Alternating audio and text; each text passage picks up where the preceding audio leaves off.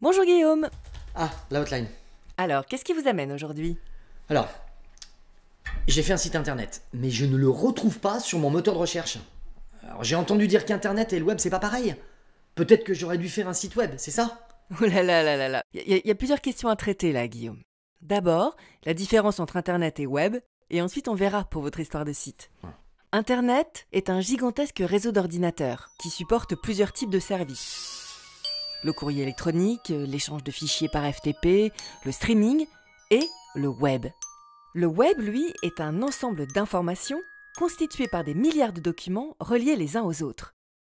Donc le web, c'est un réseau d'informations, et Internet, c'est le réseau informatique qui permet de les transporter. Un site, c'est quoi? C'est un ensemble de pages contenant de l'information. Par conséquent, on devrait parler de site web. Site Internet, en fait, c'est un abus de langage. Oui, là je comprends, c'est logique d'appeler ça un site web. Mais vous parlez de milliards de documents reliés entre eux. Mais ils sont reliés comment? Ils sont reliés par le principe de l'hypertexte. C'est hyper important l'hypertexte, c'est le fondement du web. Et en même temps, c'est tout simple, c'est du texte qui contient des liens vers d'autres textes. Ok, mais concrètement, ils sont où les documents du web? Mon site, il est où? Dans la stratosphère? Ah, mais c'est peut-être pour ça que je le vois pas. Non, les documents, ils sont stockés sur des serveurs web. Un serveur, c'est un ordinateur qui fournit les données quand on les lui demande, quand on fait des requêtes. Les requêtes, elles, sont faites par des clients.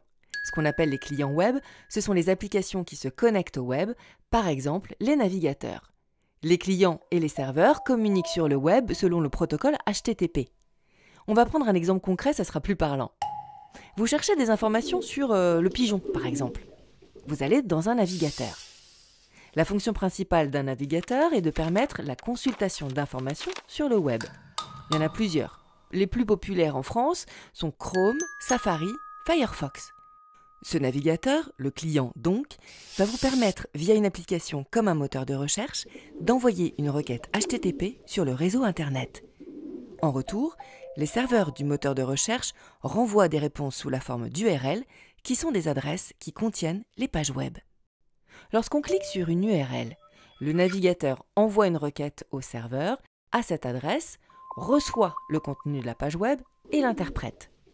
Chaque page reçue contient du code HTML qui décrit la structure et le contenu du document et éventuellement du code CSS qui sert à mettre en forme ce code HTML. On appelle ça la feuille de style.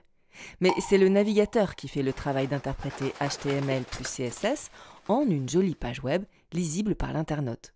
Voilà, vous pouvez consulter le contenu qui correspond à votre recherche. Et dans cette jolie page, il peut y avoir des liens hypertextes qui vont vous permettre d'accéder à d'autres pages et ainsi de suite. Ok, j'ai compris le principe, merci.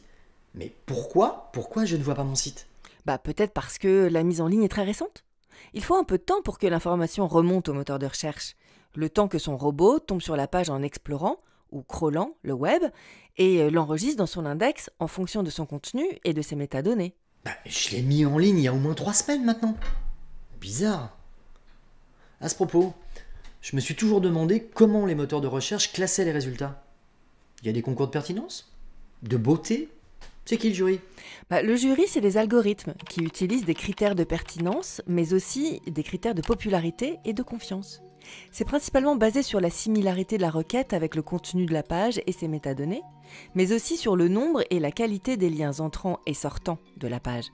Plus vous avez de liens qui pointent sur votre site, et plus vous êtes populaire, et plus vous montez dans le classement.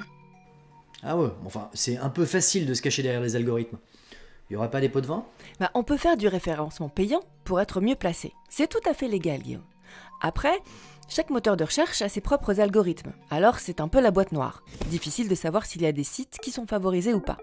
Ce qu'il y a de sûr, c'est que les résultats sont différents entre chaque moteur de recherche. Mais vous avez raison, les algorithmes sont écrits par des gens et donc ils peuvent influencer les résultats. D'ailleurs, on devrait pouvoir savoir comment ils fonctionnent. Voilà. Un peu comme on écrit les ingrédients sur les pots de yaourt pour pouvoir faire son choix en consommateur éclairé. Mais certains moteurs de recherche, comme Quant, ne conservent pas les données de leurs utilisateurs. Vous pouvez déjà privilégier ce genre de moteur de recherche. Ah, effectivement, je les ai pas tous essayés. Mais peut-être que je me suis fait censurer par Google. Censuré par Google? C'est possible de faire disparaître des sites. Mhm. C'est peut-être ce qui m'est arrivé. Ouais. Mon site dérange. Votre site sur les pigeons? Vous seriez pas un peu parano, Guillaume?